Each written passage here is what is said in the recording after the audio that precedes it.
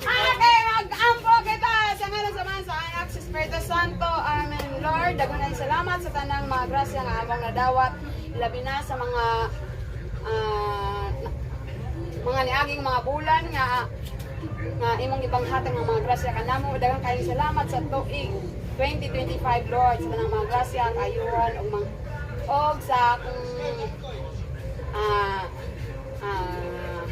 sa higayon nga imong gihatag kanako, Lord, nga makauban nako akong pamilya, Lord, karong New Year, Lord. Daghang kayong salamat sa tanan og ako nagapasalamat. Kami nagapasalamat sa pagkaon nga among pagkakaunon karong gabi una, Lord. Daghang kayong salamat sa higayon nga nagkauban kami sa presensya nila Manong Letin.